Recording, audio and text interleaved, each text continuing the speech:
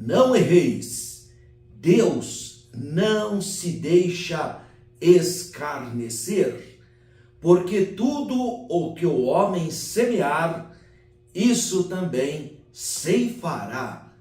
Gálatas 6, 7.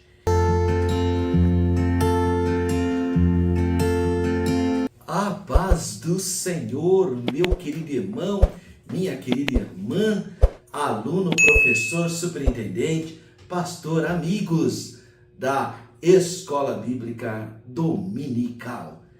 Lição de número 9, uma família nada perfeita. 28 de maio, último domingo do mês de maio, vamos juntos estudarmos essa temática, uma família nada perfeita. Nosso texto áureo está em Gálatas, capítulo 6, versículo 7, muito conhecido.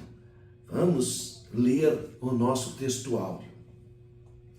Não erreis, Deus não se deixa escarnecer, porque tudo o que o homem semear, isso também ceifará.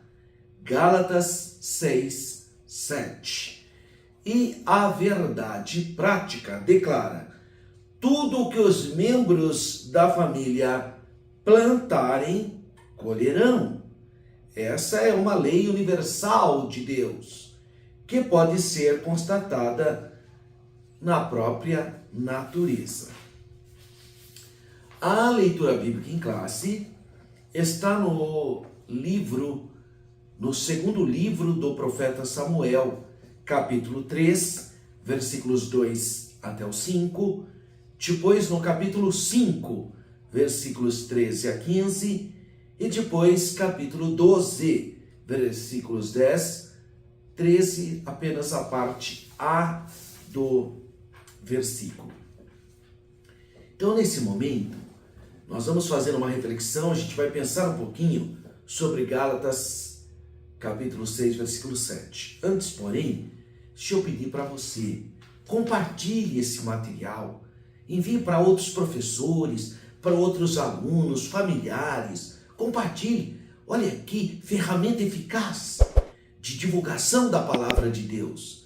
Então, compartilhe com alguém, compartilhe para que mais pessoas possam curtir o nosso material, possam divulgar o nosso material e possa receber semanalmente o comentário ou a pré-aula da lição que será abordada no próximo domingo. Então nos ajude divulgando, é muito fácil, é só você compartilhar, só você curtir aí, clica aí no positivinho, clique aí no sininho e você vai ficar sempre aí recebendo os materiais da nossa pré-aula. Não erreis, Deus não se deixa escarnecer, porque tudo que o homem semear, isso também ceifará. Nosso texto áureo, então, está inserido em uma das últimas exortações do apóstolo Paulo à igreja da Galácia. Ele dá as últimas exortações e faz as saudações. E isso tudo você pode encontrar a partir do primeiro versículo do capítulo 6. Interessante que esse textual, especificamente, não erreis, Deus não se deixa escarnecer, porque tudo o que o homem semear, isso também ceifará. Não é a primeira vez que o apóstolo Paulo faz essa analogia, essa comparação, usa essa metáfora das sementes, da agricultura. Mas aqui ele usa essa imagem da produção agrícola no próprio capítulo 5, quando ele vai falar que, diferentemente das obras da carne, é bom que nós venhamos gestar o fruto do Espírito. Olha, o fruto. Então, ele já faz essa analogia da agricultura no capítulo 5. E agora ele retoma a ideia do plantio e da colheita. Os irmãos da Galácia compreenderam a comparação do apóstolo Paulo sobre o árduo trabalho do campo, porque eram muitas pessoas oriundas do campo, conheciam esse processo do plantio. E ele fala que para colher uma safra abundante, eles tinham que ter técnicas agrícolas, obviamente do seu tempo, e procurar então, através de um trabalho árduo, resistente, persistente, plantarem uma boa semeadura, porque aí eles também colheriam, teriam uma boa colheita. Então nós estamos falando de uma época que não existe as grandes colheitadoras, não existe a produção industrializada da agricultura. Nós estamos falando de uma época em que é bastante trabalhoso e penoso o plantio, o trabalho no campo. E Paulo faz essa analogia. E todo mundo que trabalha no campo, dentro dessa perspectiva de uma agricultura então familiar, até porque não tinha mesmo esses maquinários no campo, não havia. O que havia era basicamente o arado, né? Mas a maior parte da força ou era animal ou era de pessoas para tirar as ervas daninhas, para remover algum obstáculo, alguma pedra, ou como as pessoas da Mesopotâmia faziam muito as técnicas de irrigação, tanto da Mesopotâmia como do Rio Nilo, e também não é diferente na Galácia, na Ásia Menor. Mas tinha que preparar a terra. Então é um trabalho cansativo e penoso, e que requeria, naquele momento então, muito esforço físico. Mas tinha que plantar, porque se não plantasse, não teria chance alguma de ter uma reserva para a própria vida. Então nós precisamos compreender que para ter uma boa colheita é necessário uma boa semeadura. E tudo que a gente planta então se colhe. Esse versículo é conhecido, ele é chamado como a lei natural da semeadura. É uma coisa natural. Tudo o que nós venhamos plantar a seu tempo, iremos colher. E o apóstolo Paulo, então, inspirado pelo Espírito Santo, faz essa declaração dentro desse contexto em que devemos ajudar os nossos irmãos mais frágeis espiritualmente. Porque é isso que diz os versículos 1 até o versículo número 5, que antecede ao versículo número 6, que antecede ao versículo 7, que é o nosso textuário. Vamos ler? Diz assim: irmãos, se algum homem chegar a ser surpreendido em alguma ofensa, vós, que sois espirituais, encaminhai o tal com espírito de mansidão, olhando por ti mesmo, para que não sejas também tentado. Levai as cargas uns dos outros, e assim cumprireis a lei de Cristo.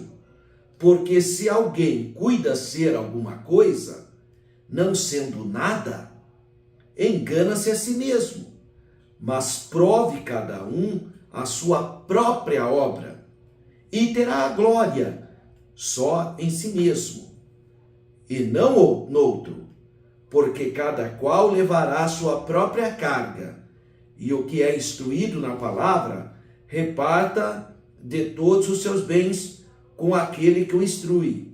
Aí entra o versículo 7, não erreis, Deus não se deixa escarnecer, porque tudo que o homem semear, isso também ceifará.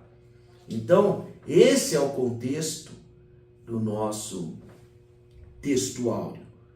Ele fala da necessidade de ajudarmos os irmãos mais frágeis. E o que estava acontecendo com a igreja da Galácia? Os judaizantes estavam introduzindo ensinamentos errados, estavam semeando doutrinas erradas, estavam ensinando o povo a guardar sábado, a circuncidar, a observar o kasherut, que é a comida santa, né? Comida separada, observar dias da semana. Estava impondo o judaísmo para os irmãos que tinham aceitado a Jesus Cristo e não eram judeus. Porque uma coisa é o judeu. O judeu, irmão, ele é judeu, ele tem que seguir tudo aquilo que faz dele o ser judeu. Agora, os gentios não tem nada a ver. Os gentios, eles tinham que aceitar o Senhor Jesus Cristo como seu Salvador, e não era para ele ser transformado em um judeu cerimonial. Ele é um judeu espiritual, porque o cristianismo é uma palavra espiritual. Então, se você ler o livro de Hebreus, tudo que tinha na lei eram sombras. Então, eram cerimônias, mas que apontavam para uma realidade espiritual.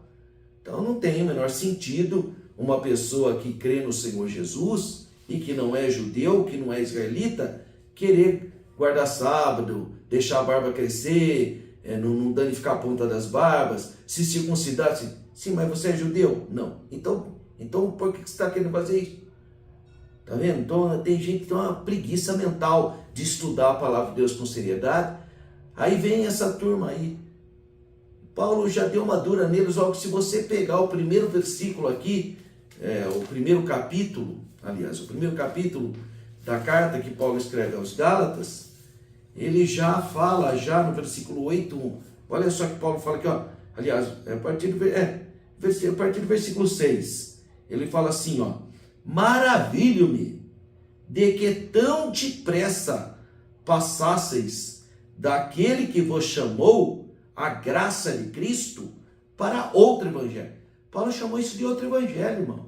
Esse judaizante que vem com o negócio de guarda de sábado, de circuncisão, de deixar a barba crescer, para não danificar a ponta das barbas, sabe? Pôr um quipar na cabeça. Deus que Paulo fala que é outro evangelho. Não tem nada a ver com a palavra de Deus. Aí ele falou, o qual não é outro, mas alguns que vos inquietam e querem transtornar o evangelho de Cristo. Olha o versículo 8. Mas ainda que nós mesmos, ou um anjo do céu, vos anuncie outro evangelho, além do que já foi anunciado, seja anátema. É a palavra grega que significa maldito. Maldito. Paulo está dizendo, é maldito quem faz isso. Porque, e é mesmo, irmão, quem quer seguir a lei é maldito, porque nunca vai conseguir e vai ser amaldiçoado por todos os outros elementos da lei. Porque não dá para pensar a lei. Não, só vou guardar o sábado. Não, eu só vou circuncidar. Eu só vou guardar a Páscoa. Isso não existe. Isso não existe. Ou você crê na fé, através do sangue de Jesus te salvou, ou você quer fazer alguma obrinha para ser aceito diante de Deus. Ou você foi transformado, ou você fica atrás da cerimônia, né? Então, Paulo, sabedor disso, ele vai falar para que nós venhamos ajudar os irmãos frágeis espiritualmente. Aqueles que cediam a isso. Irmão lá que estava se circuncidando. Vê se tem lógica isso. Tinha irmão lá, coitado. Não, nós temos que também guardar o sábado. Nós temos também que se judaizando. Então Paulo chama a atenção duramente deles. E aí ele fala isso, não erreis. Deus não se deixa escarnecer. Deus não se deixa zombar. Que vai desprezar o sacrifício de Jesus para retomar. Então Jesus nem precisava ter vindo morrer na cruz. Ficasse com a lei de Moisés, então. Se a lei de Moisés resolvesse o problema, não precisaria do Messias, não precisaria do Salvador. O Moisés mesmo resolveria o problema, que é um homem bom que nem Moisés. Os profetas não precisou. O verbo se fazer carne. Isso que é importante. Deus enviou seu Filho, o verbo se fez carne. É o sangue de Jesus que nos purifica de todo pecado. É Jesus, através do seu ato de amor, que nos dá salvação. E não as obras da lei. Então ele fala, não erreis. Deus não deixa escarnecer. Tudo que o homem plantar, semear, isso também se fará. Então ele inicia exortando com a expressão, não erreis. Ou não vos enganeis, né? Ou não vos iludeis, porque tem gente que está iludida, né? Coitado, vai pegando qualquer coisa, estou voltando para a igreja primitiva, porque a igreja primitiva era judaica, então assim, mas eles eram judeus, né, irmão? Vê se a igreja de Antioquia seguia rituais judaicos, porque ela é gentílica. Tá? Então, cuidado para não misturar as estações. Se você é judeu, nós vamos respeitar a sua identidade étnica e a sua herança judaica. Agora, se você não é, por que você quer imitar? Que história é essa? Tá cheio de gente aí. Eu até usei uma palavra para causar impacto mesmo, né? Quer ser uma espécie de se transvestir em judeu, porque não é. Quer dizer, fica aí querendo imitar uma coisa que não é. Não, irmão, o povo judeu é um povo que a gente respeita, ora por eles. Esse ainda dia 14 de maio foi o aniversário do Estado de Israel. Nós temos o maior carinho, respeitamos, mas não vamos confundir as coisas. Nesse momento, para ser salvo é através do mérito de Cristo. É a época da graça. Israel não aceitou o Messias, pausou a história deles. Agora é a história da igreja. Quando Jesus arrebatar a igreja, tudo bem, aí volta para eles. Mas enquanto nós estivermos aqui, enquanto a igreja do Senhor estiver aqui, a salvação é através do sacrifício do Messias. Não é de ficar com historinha ou com vãs genealogias. Então os cristãos da Galácia estavam plantando práticas e crenças judaizantes que valorizavam mais a carne, o ritual, as obras, do que a espiritualidade sadia ensinada pelo apóstolo Paulo. Ficavam lá discutindo, olha, eu sou da origem tal, você tem que ser isso, você tem que circuncidar. Coisa da carne, irmão. Tem que guardar sábado, se não guardar sábado, porque o sábado é um concerto perpétuo, eternamente. Mas a circuncisão também é um concerto. Por isso que lá em Gálatas eles querem que circuncidam, porque assim como o sábado é um conceito perpétuo, a circuncisão também é um conceito perpétuo. Eu estou aqui com o meu livro, que eu até quero sugestionar para você, esse livro que eu escrevi, O Povo de Israel, uma perspectiva bíblica, histórica e pentecostal. Eu falo aqui sobre os 10 mandamentos. É verdade que eu falo de maneira muito sucinta, muito rápida, e eu explico aqui sobre a questão do sábado. Eu dou um bom espaço para falar sobre o sábado, né? Tá aqui, olha, na página 77, quando vai falar sobre o dia do sábado. E aqui eu explico algo que muitas pessoas não se deram conta ainda. Eu vou contar toda a história e eu falo assim, a guarda do sábado é um concerto perpétuo para Israel. Está escrito no livro de Êxodo, capítulo 31, versículos 14 a 17. Está escrito em Levítico 23, 31 a 32. Está escrito em Ezequiel, capítulo 20, versículos 12, 13 e 20. Então, é um concerto perpétuo, mas é para Israel. Pois se fôssemos obrigados a guardar o sábado, porque a Bíblia fala que o sábado é um concerto perpétuo, então somos também obrigados a guardar a Páscoa, porque a Páscoa a Bíblia fala que é um estatuto perpétuo. Está escrito em Êxodo 12, 14. Em Êxodo 12, 14 fala que a Páscoa é estatuto perpétuo. Então nós temos que lavar as mãos e os pés, porque lavar as mãos e os pés é estatuto perpétuo. Está aqui, Êxodo capítulo 30, versículo 21. Então, se eu tenho que guardar o sábado, porque o sábado é um estatuto perpétuo, então eu também tenho que celebrar as festas. Todas as festas judaicas. Por quê? Porque celebrar as festas é estatuto perpétuo. Está escrito em Levítico 23, 21.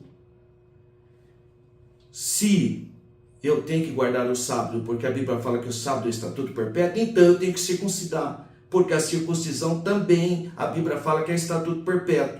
Gênesis 17, 13. Aliás, a coisa mais importante para o judeu é a circuncisão.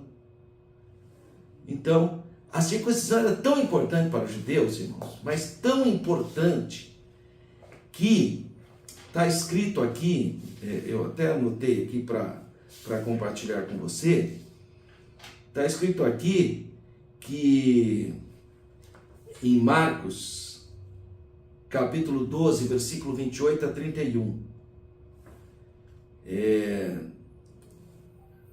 Aqui está falando dos mandamentos, mas especificamente Mateus 12, 5 diz assim: ou não tendes lido na lei que aos sábados os sacerdotes no templo violam o sábado e ficam sem culpa? Como é que pode? Se o sábado fosse inquebrantável, como essa turma fala por aí, se o sábado fosse tão importante assim, se fosse um elemento moral, como é a invenção de muitos por aí, então ele não podia ser quebrado, porque elementos morais não podem ser quebrados. Não pode, como a Bíblia fala, não assassinarás. Aí eu vou dar só uma assassinadinha. Isso não existe. É moral, não tem como. Ah, não adulterarás. Ah, não, mas se eu der uma... Não, irmão. Não pode. É um elemento moral. Agora o sábado está aqui, ó. Mateus 12, 5. Ou não tendes lido na lei que aos sábados os sacerdotes no templo violam o sábado e ficam sem culpa? Irmão. Por que acontecia isso? Olha só o que diz João 7, 23. Ora, se um homem recebe a circuncisão no sábado, para que a lei de Moisés não seja violada, como vós indignais contra mim, porque no sábado tornei um homem inteiramente são? O que Jesus está dizendo? Está dizendo o seguinte, que para o judeu não quebrar a lei de Moisés, parece até com uma contradição, né? Porque o sábado não está escrito na lei de Moisés, mas a circuncisão é mais importante do que o sábado, segundo o judaísmo. Por quê? Porque se o 8º dia de vida do menino cair no sábado, teoricamente não ia poder fazer a circuncisão, porque é serviço, você quebra o sábado. Mas olha o que diz aqui. Ora, se um homem recebe a circuncisão no sábado, então se o 8º dia do bebezinho cair no sábado, pode fazer a circuncisão. E se você fizer a circuncisão, você quebrou o sábado. Então, a circuncisão é mais importante que o sábado? Para o judaísmo é. Mais importante que o sábado. No entanto, por que essa gente que diz que guarda o sábado não faz a circuncisão? Sabe qual é a resposta deles? Não, é que a circuncisão é para Israel. Assim, então o sábado também. O sábado também é para Israel. Porque o sábado também é uma cerimônia que é suplantada pela cerimônia da circuncisão, segundo o Evangelho de João, capítulo 7, versículo 23.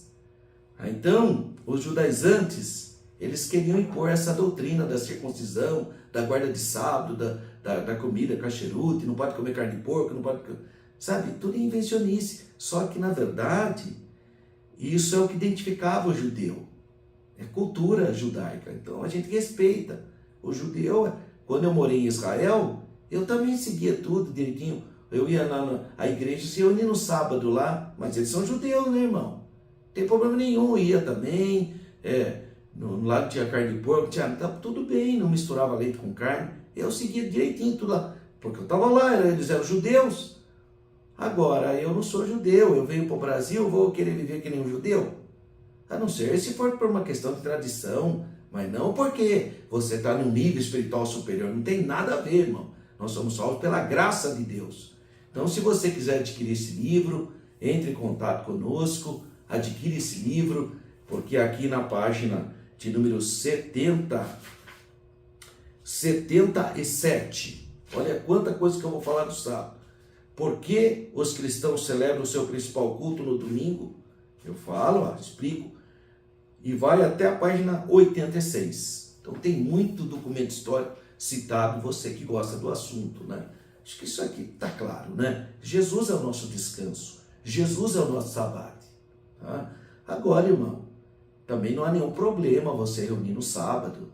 O que tem? Desde que você não ache que você está num nível superior, né? Você quer circuncidar? O problema é seu. Vai lá e faz a cirurgia de fimose. Não tem nada diante de Deus, mas faz, você quer fazer, eu vou fazer o quê? Tem gente assim, irmão. Irmão, para mim orar só se eu tiver com vela na cabeça. Então põe vela na cabeça, irmão. Se isso aí vai te deixar você mais confortável, fica à vontade. Agora achar que por causa disso você está no nível superior, não está mesmo. Nenhuma cerimônia humana, nenhum ato humano vai te dar mais espiritualidade. O que dá espiritualidade é ser lavado pelo sangue de Jesus, ser justificado pela fé, ser cheio do Espírito Santo. É isso que vale. E não ficar com historinha da carne, né? Então os cristãos da Galácia estavam plantando práticas e crenças judaizantes, que valoravam ou valorizavam mais a carne, o ritual, as cerimônias, as obras, do que a espiritualidade sadia ensinada por Paulo. Essas atitudes eram provocadas por eles mesmos e por aqueles que eles acolhiam, plantando ensinos distantes da graça de Deus. Não tinha a ver com a graça de Deus. E esse que é o grande problema, né? E aqui diz assim: Deus não se deixa escarnecer. Bom, em outra tradução, vem da palavra grega, muktarizo, significa torcer o nariz para, ou ridicularizar. Então, neste texto, parece que a palavra apropriada é algum tipo de atitude que ignora a lei de Deus com impunidade. Mas Deus não permite isso. A Bíblia de Estudo Pentecostal há uma nota muito interessante. Ela fala assim: aqueles que afirmam ser nascidos de novo e seguidores de Cristo e que têm o Espírito Santo, mas ao mesmo tempo deliberadamente semeiam na carne, satisfazendo seus desejos pecaminosos, são culpados de zombar de Deus e desprezá-lo. Que ninguém se engane, tais pessoas não ceifarão a vida eterna, mas a corrupção e a morte eterna. Então, é um versículo muito exortativo, muito importante, porque tem pessoas que não estão com seriedade diante de Deus e fica se apegando. Quem gosta muito de fazer essas coisas são líderes religiosos que querem dominar o rebanho. Aí, como ele não tem autoridade, ele inventa algum ensino só para dizer que ele está certo e todo mundo está errado. Essa é a característica de líder religioso falso, de falso profeta. Inventa uma coisinha lá só para dizer que ele é outro nível. Sabe, é uma fragilidade espiritual, intelectual, assustadora. Que Deus nos livre dessa gente, porque o nosso Deus não deixa escarnecer, não. O que o camarada plantar, ele vai colher. Bom, a nossa introdução, então, diz respeito ao grande rei Davi. Se você leu lá, prestou atenção na leitura bíblica em classe, segundo o livro de Samuel, você já dá para perceber que ele vai falar sobre a família de Davi, porque todas aquelas citações implicam a família do rei Davi. E nessa lição, então, nós vamos estudar as consequências que uma família pode sofrer quando os pais não assumem os papéis que Deus estabeleceu para eles, ou que espera deles. A história dramática dos pecados da família do rei Davi pode nos fazer refletir e tem muito a nos ensinar. Porque Davi era um homem de Deus. Era um homem segundo o coração de Deus. Um homem que estava acima da média. Um grande rei, o maior rei de Israel, ancestral do Messias. Mas não soube cuidar da família, irmão. Olha que situação. Veremos que essa família não era funcional. E por causa das omissões do rei Davi, presenciou episódios horríveis, absurdos. Nessa família teve incesto, teve estupro, teve rebelião, teve morte. Só para os irmãos terem uma base. Mas ele era um homem de Deus. Então, o primeiro tópico dessa nossa lição, o rei e a sua grande família. O rei Davi e a sua grande família é o primeiro, então, tópico aqui. Bom, eu já disse, vou repetir aqui novamente, a poligamia não foi algo estabelecido por Deus. Deus não criou a poligamia. Deus não apoiou a poligamia. Deus não mandou a poligamia. Qual é o modelo criado por Deus? É a monogamia. Então Deus criou um homem, Adão, e uma mulher, Eva. Desse casal monogâmico veio toda a humanidade. Quem primeiro instituiu a poligamia foi Lameque, está lá em Gênesis. É um desviado, irmão. Então, não é coisa de Deus. Agora, situações sociais implicaram na poligamia, por exemplo, na vida dos patriarcas. Então, o que nós precisamos entender é os contextos sociais. Porque tem gente que fala, Deus deixou Abraão casar com Sara e com Agar. Não, não foi isso. Abraão casou com Sara e ele vem de uma sociedade mesopotâmica, uma sociedade pagã. Abraão é chamado e vai para Canaã. Continua vivendo no mundo inteiramente idolátrico, pagão, que aceitava a poligamia. E as leis de Hammurabi também implicavam no direito do homem de esposar alguém para gerar descendentes. Essa era a cultura daquela época. Então é nesse contexto que Abraão acaba tendo um filho com Agar. Ele não casou com Agar. Ele simplesmente utilizou de um preceito legal da época que hoje é completamente imoral, inadequado, errado. Mas na época, naquela cultura, se permitia isso, para manutenção do nome do patriarca. Ele podia ter rejeitado isso também e crido na misericórdia de Deus. Aí mostra a fragilidade humana, a mácula do pecado na vida dele também. De qualquer maneira, há um contexto que permite Abraão. Agora veja que Abraão casou depois que Sara morreu. Aí Sara morreu, ele sepultou Sara na cova de Macpela, em Hebron, e aí casou com uma mulher chamada Quetura. Então veja, essa é a história do patriarca Abraão. Vamos para o patriarca Isaac. Isaac não era polígamo. Isaac casou com Rebeca. Casou com Rebeca, e ponto final. Agora vamos para o terceiro patriarca. Mas olha que situação. Ele sai de Canaã e vai para Harã, onde está Labão, que é o tio dele. Ele quer casar com a Raquel. Ele trabalha para casar com a Raquel. Aí o Labão enganou ele. Na noite de núpcias, certamente eles tomaram bebidas fortes, estavam embriagados, a mulher era toda coberta. Ele, na noite de núpcias, pensou que estava casando com Raquel, mas estava casando com a irmã dela mais velha, que era Leia. Aí no outro dia, quando ele viu que não era a esposa dele, ele foi tirar satisfação com o sogro dele. Ele falou, não, mas isso aqui é o costume da terra. Então, tá vendo?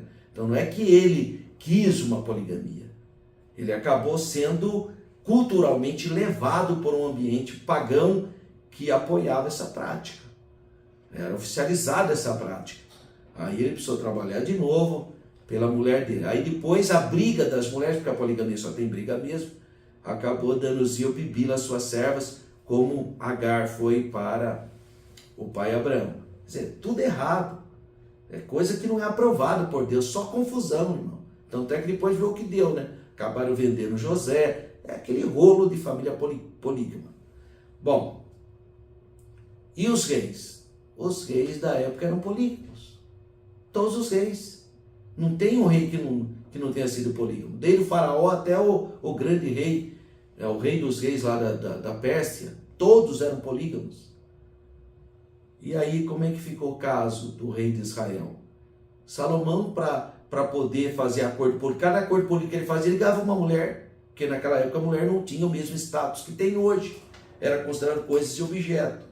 Aí cada assinatura de contrato de paz, ele casava com uma mulher, casou com a filha do faraó, casou com tanta mulher que, meu Deus do céu, 700 mulheres princesas, que são uma coisa totalmente imoral, mas aceitável por acordos políticos.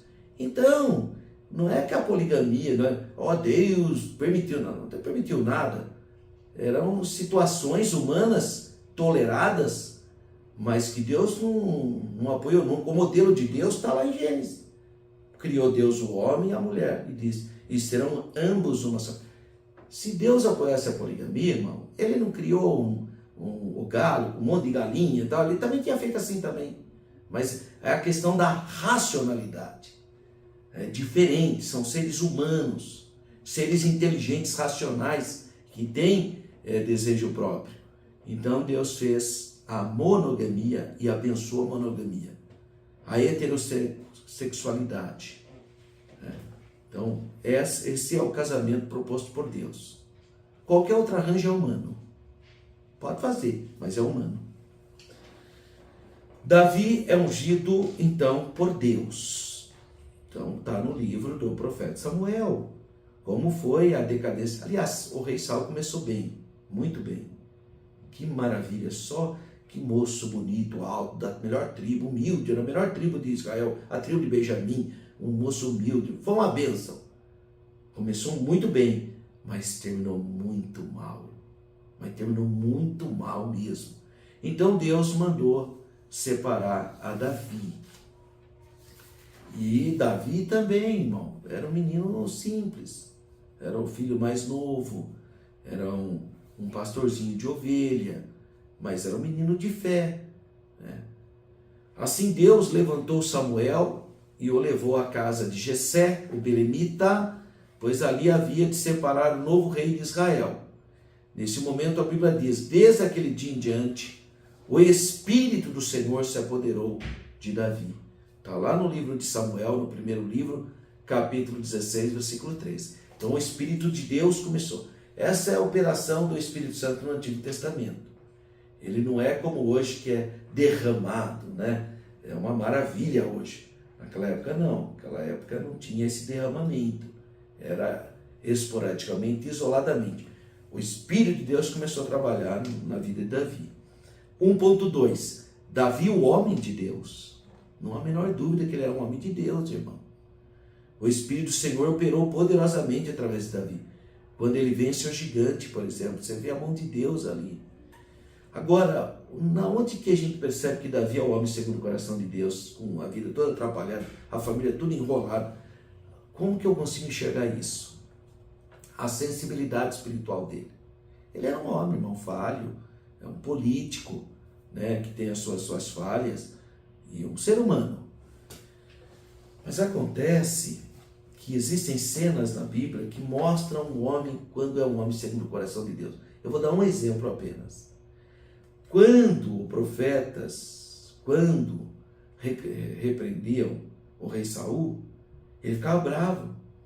Quando ele foi lá e os sacerdotes falaram que Davi pegou a espada, mas eles não tinham nada com isso, ele só era o guardião da espada de Golias. Se Davi venceu e Davi era o herói nacional, ele poderia levar a espada. Saul ficou contrariado, mandou matar todos os sacerdotes. Então é um homem que não tem sensibilidade espiritual. Agora veja o caso de Davi. Davi cometeu um pecado terrível. Ele mandou matar um homem, casou com adulterou com a esposa desse homem, mandou matar o homem. Muito bem. O profeta veio, Deus mandou o profeta, porque tudo que o homem plantar, ele semeia. O profeta veio exortar Davi. O que Davi devia fazer? Partindo do princípio que ele era rei. Prende esse falso profeta, porque estava desmoralizando ele. Por mais que seja verdade, adultério é apedrejamento, irmão. Está na lei de Moisés. Eles vão apedrejar o rei, não tem misericórdia. Mas veja só tudo de Davi, apesar dele ter autoridade para fazer que nem Saul fez. Saul mandou matar os sacerdotes, mandou matar todos. Davi podia ter mandado matar o profeta Natan também, falso profeta. Não, irmão.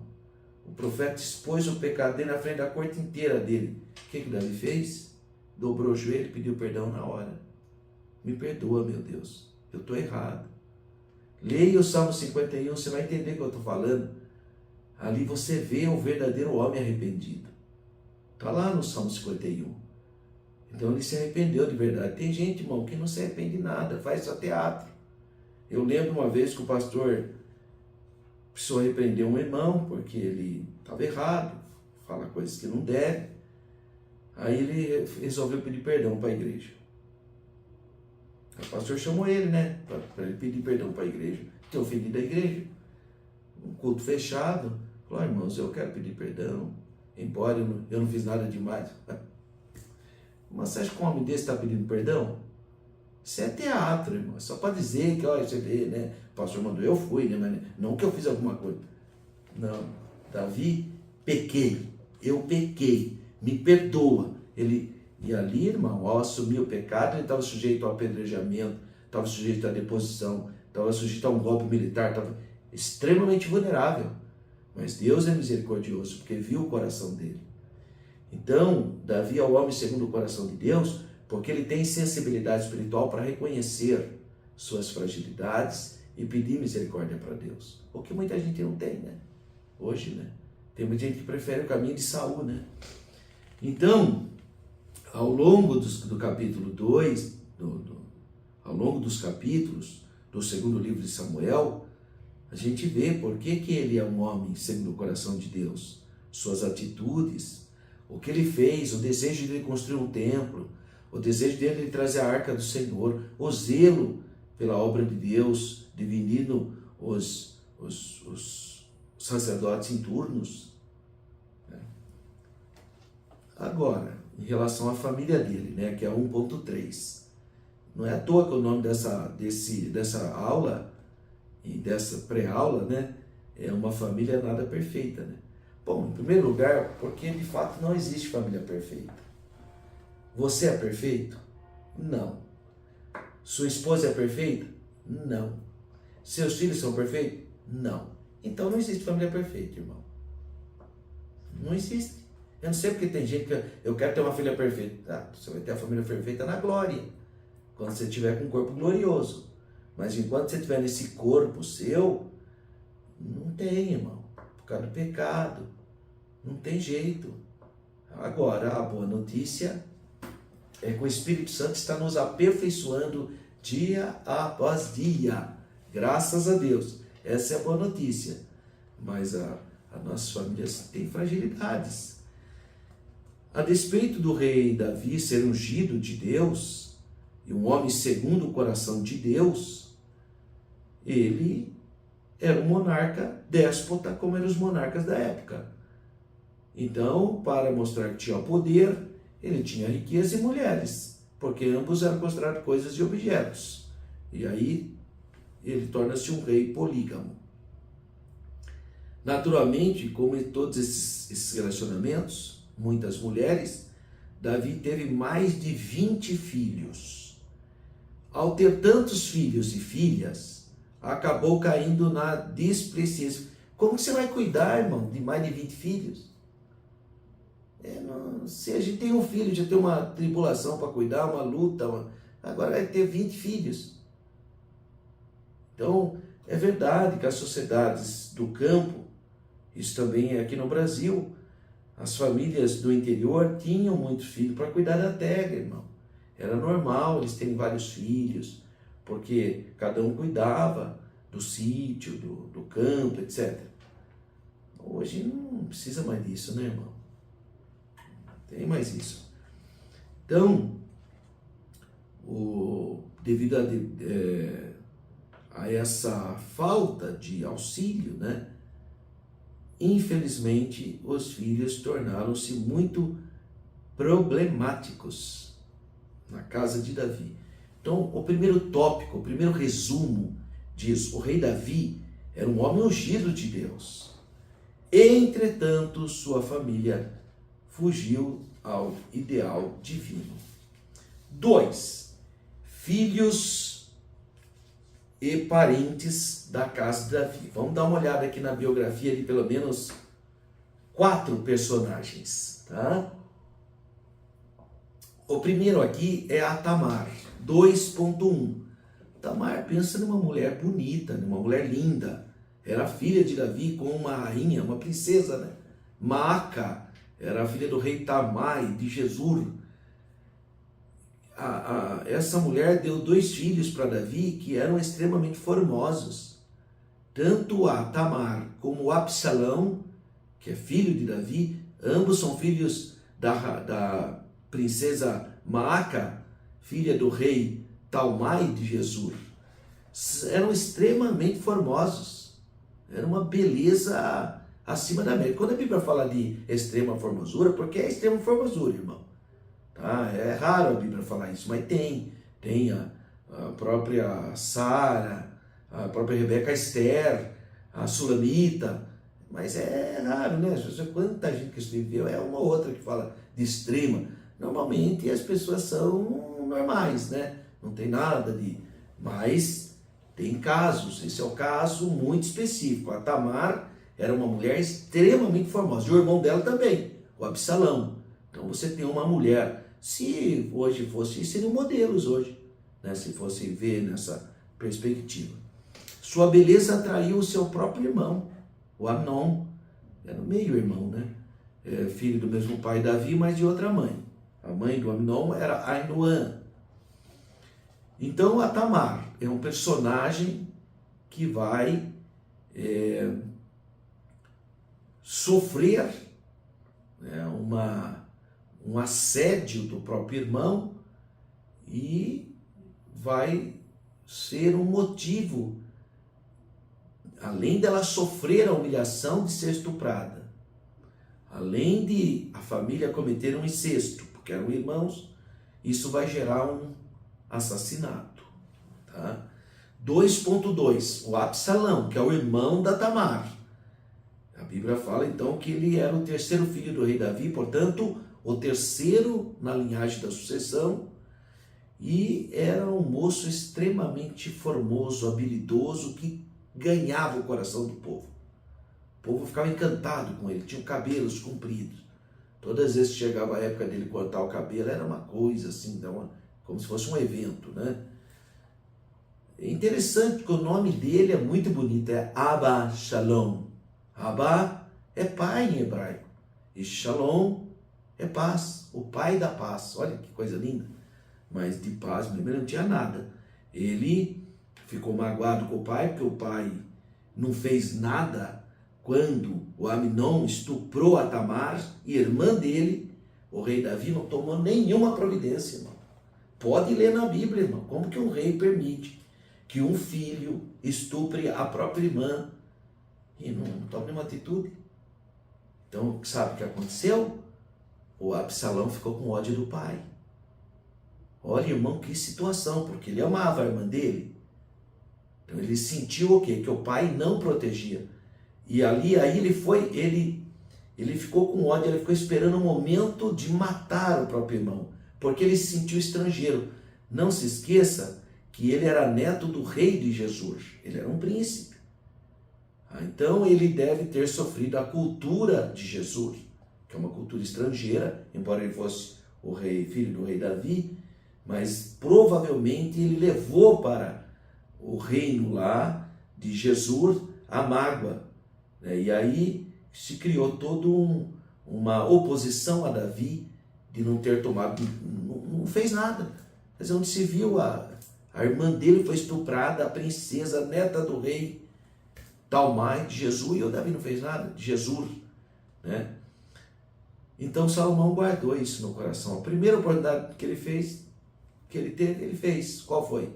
Assassinar o estuprador, né, da irmã dele, o próprio irmão Amnon, o príncipe. E aí ele fugiu para onde? Para o país do vô dele. Foi para Jesus. E ficou lá, escondidinho. Só que Davi gostava da família dele, sim, né? Ele foi infeliz, né? Mas ele gostava. E ele permitiu que Absalão voltasse posteriormente. Só que Absalão já voltou com o plano de dar o golpe no pai, né? E aí ele começou a fazer uma política rasteira, desonesta, como um monte de político faz hoje.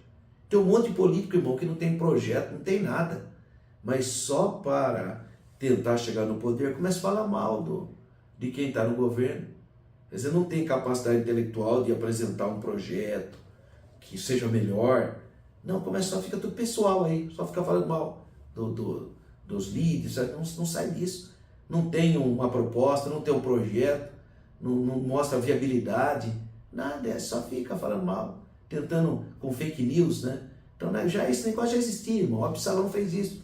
Chegava lá, você vê, né? Se eu fosse rei, olha, eu já ia cuidar de você, não ia deixar você. Olha só, deveria ajudar o pai dele, ele estava... E o povo chegava, olha o príncipe, Absalão, ia dobrar o joelho, né? Porque é a reverência da época. Ele ia lá, abraçava. Não precisa abraçar o joelho. Não precisa dobrar o joelho para mim, eu sou igual a vocês. Olha aí. Dando uma que é igual do povo. Ideologia política. E dessa maneira a Bíblia diz que ele ia furtando. Literalmente a Bíblia diz que ele furtava o coração do povo. E ele conseguiu fazer, quase deu certo, é um golpe militar que quase deu certo, faltou pouco para ter dado certo. Assim, é que o Absalão, né, estava fora da vontade de Deus mesmo, né? Mas ele teve até um conselheiro, Aitofel, que aconselhou ele corretamente, mas ele não quis ouvir o conselheiro dele, né? Acabou indo para uma guerra civil e foi morto, né? No episódio absurdo, né? Irônico, ele entra nas antigas florestas daquela região e devido ao cabelo dele ser grande, acabou enroscando o cabelo num galho de árvore e o mulo dele, né? A mula, né? Foi embora e ele ficou pendurado pelo cabelo. Olha que situação. E aí o próprio tio dele, Joabe, mandou matá-lo. História triste, né? Mas olha só o encadeamento. Tudo dentro da família de Davi. Os 2.3 é o que foi assassinado, o Aminon, o estuprador. Quando Davi ainda não havia assumido o trono, mas já era o escolhido para reinar, ele casou com Ainoã, e Ainoã gerou Aminon. Feito homem entre outros irmãos nascidos, ele demonstrou ser um problemático. Você vê que ele tem problema emocional. Ele está doente. Aí vem o tio dele, Jonadab, e fala: por que você está doente? É, porque eu estou apaixonado. Sim, mas está apaixonado. Você é o filho do rei, você pode qualquer coisa. Você é o príncipe, é só ver com quem. Mas acontece que ela é minha irmã, né? Oh, meu Deus do céu. E o Joabe é outro que não tem juízo, né? Ou melhor, é conselheiro do mal. Não tem problema, né? Porque a sua irmã inventou um plano. Meu Deus, tudo gente problemática, irmão, sem temor de Deus. E ele fez isso, ele estuprou a sua irmã. E depois a Tamar pediu, pelo amor de Deus, para ele casar com ela, para tirar essa vergonha, né? E ele simplesmente, sabe aqueles moços mal criados, pequeno imperador, sabe que o pai deixa fazer tudo que vem na cabeça? Fica assim, acha que tem direito de fazer as coisas. Sabe? Não respeita mais ninguém, não respeita ninguém, irmão. Sabe? A pessoa que foi criada sem limite, estuprou a irmã e foi embora, achou que era normal. A irmã pedindo, pelo amor de Deus, agora pelo menos casa comigo, tal. Não, foi embora. Assim, é uma arrogância, um desrespeito, uma falta de temor de Deus. E o rei Davi não ficou quieto. É por isso que o Absalão ficou. Quer dizer, com isso ele perdeu a filha, perdeu esse Aminon e perdeu o Absalão também. Quer dizer, perdeu 3 filhos, porque não tem que intervir, irmão. O pai tem autoridade, não pode permitir uma coisa dessa. E a quarta biografia aqui, 2.4, é o Jonadab, que ele também, ele é filho de Simeia, irmão de Davi. Ele era irmão dele, portanto ele era tio de Aminon. Ou primo, né? Primo de Aminon. Falei tio, é primo. A Simeia, que era a tia de Davi. O Simeia, que era o irmão de Davi, né? Então, o Simeia, que era o tio de Davi. O Jonadab era filho de Simeia, então era o primo. Mas o primo mau, pensa num primo ruim. É ele. Ele vai aconselhar o Aminon a fazer esse plano para estuprar a própria princesa, né? Então, tem gente assim, irmão, que Deus nos livre desses primos, né? Primo atrapalhado, não dá não. Então, o Jonadab é o tipo de amigo que não se deve ter por perto em hipótese alguma, irmão. Sabe, gente atrapalhada. Ele é um exemplo concreto de mau conselheiro. Então, um resuminho do tópico 2. Na presente lição, Tamar, a princesa, Absalão, irmão de Tamar, príncipe, Aminon, príncipe, meio-irmão de Tamar e meio-irmão de Absalão. E o Jonadab, o primo deles, de todos eles, são personagens-chave da descrição do fracasso da casa de Davi. E 3, o problema moral na família de Davi. 3.1, as consequências de sua falta de domínio próprio. O capítulo 11 de 2 Samuel relata o adultério do rei Davi. O rei Davi agora, ele sendo completamente sem o domínio próprio, embora sendo um rei ungido por Deus, um estadista, um político importante, de um reino importante, ele cometeu esse erro. O capítulo 12 registra o confronto do profeta Natã, porque Deus levantou o profeta Natã para repreender o monarca.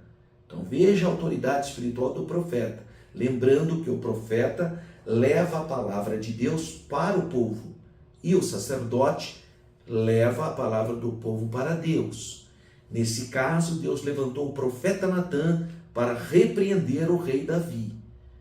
Mesmo tendo reconhecido o seu pecado de adultério, a sua dissimulação, o assassinato que ele cometeu quando ele mandou colocar Urias, o heteu, na frente da batalha, isso foi perverso diante de Deus.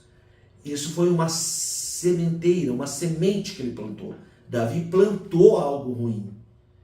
Então, a palavra profética que está registrada no segundo livro do profeta Samuel, capítulo 12, versículo 11, diz: Eis que suscitarei da tua mesma casa o mal sobre ti, e tomarei tuas mulheres perante os teus olhos, e as dareis ao teu próximo, o qual se deitará com as tuas mulheres perante esse sol. Então o profeta diz: você fez escondido, mas eu vou mostrar publicamente. Foi o que aconteceu. Na rebelião de Absalão, ele basicamente estuprou as mulheres do rei Davi, né, do pai dele, para mostrar que ele estava no poder. Então ele chegou a cometer uma abominação, né? Assim não demorou muito para que um dos filhos coabitasse com suas concubinas e envergonhasse publicamente a nação santa. 3.2, a questão de novo do incesto e da morte na família, que eu já disse. Outro caso alarmante, absurdo, é o incesto do Aminon contra a sua meio-irmã Tamar. Uma consequência inevitável disso na família do rei foi o ódio alimentado no coração do Absalão. Óbvio, né? Até que ele veio a matar o próprio meu irmão Aminon. Vingança. O relato de Aminon e Tamar está repleto de sagacidade, sutileza, mentira, para fazer da Tamar uma presa inocente. É muito triste esse relato. Você pode ler, é um incesto, né? É um estupro. Está em 2 Samuel, capítulo 13, versículos 11, 12, 14, 15. E a Bíblia fala claramente que a Tamar resistiu a ele. Falou para ele: não faça isso, isso é loucura em Israel. Ela tentou impedi-lo. E ela estava todo o tempo lá de boa fé. Ela foi enganada. Ela é inocente. Tudo isso é muito doentio e pecaminoso. Esse Aminon é um psicopata. É psicopata. Ele era o príncipe, um dos herdeiros do rei Davi, mas era um psicopata. E o pai não percebeu isso, não tomou nenhuma atitude para endireitar ele? Não. Deixou ele lá. E o rei Davi soube do fato, irou-se, mas não fez nada. Irmão, não adianta você ficar nervosinho, mas e daí? Não vai tomar uma atitude, não vai... Ele era o rei, ele era a justiça, ele tinha autoridade moral, espiritual, autoridade política, autoridade como pai, ele tinha toda a autoridade. Aí ficou nervosinho e tanta coisa, mas sabe, né? Só ficar nervosinho não adianta. Teria que ter tomado uma atitude. E claro que as consequências vieram. Como ele não tomou nenhuma atitude, o filho dele tomou. O Absalão matou o Aminon. Então o rei chorou amargamente a morte do seu filho, né? Tanto do Aminon, né, que era o filho dele, mas chorou ainda mais quando morreu o Absalão. Um dos motivos desse choro amargo tem a ver com a maneira que ele cuidou da família. Ele abandonou a família, né, basicamente. Então os filhos tornaram-se estranhos a ele. Então, violência, item 3.3, violência, proximidade e exemplo. Essa história do problema moral na família do rei Davi ensina a todos os pais a respeito da importância da vigilância, estar atento à família, da proximidade e do exemplo na família. São elementos que faltaram para Davi. É muito importante desenvolvermos uma relação sóbria, equilibrada com os nossos cônjuges, filhos, parentes e pessoas próximas da nossa família. Infelizmente, não estamos livres de situações, de traumas, de problemas. Nós não estamos livres de problemas morais. Mas nós temos que estar vigiando, né, irmão? Agora você está vendo qualquer tendência e vai deixar? Não, você tem que interferir, tem que orientar. Você tem autoridade para isso. Por isso é preciso que os pais façam a sua parte, acompanhando de perto o que acontece dentro da sua casa. Sobretudo fazendo isso por meio do exemplo, quem busca viver para a glória de Deus dentro de casa.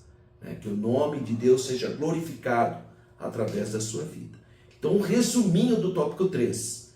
A decadência moral não teria lugar na casa de Davi se ele priorizasse uma relação sóbria e saudável na sua casa, na sua família, na relação com seus cônjuges, na relação com seus filhos.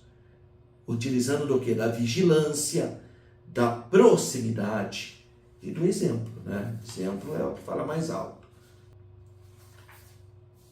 Então, nessa lição, nós pudemos ver que a família do rei Davi, embora Davi fosse um homem muito importante, você vê que Jesus é descendente de Davi. Fala, Jesus, filho de Davi, tenha misericórdia de mim. É o clamor do cego de Jericó.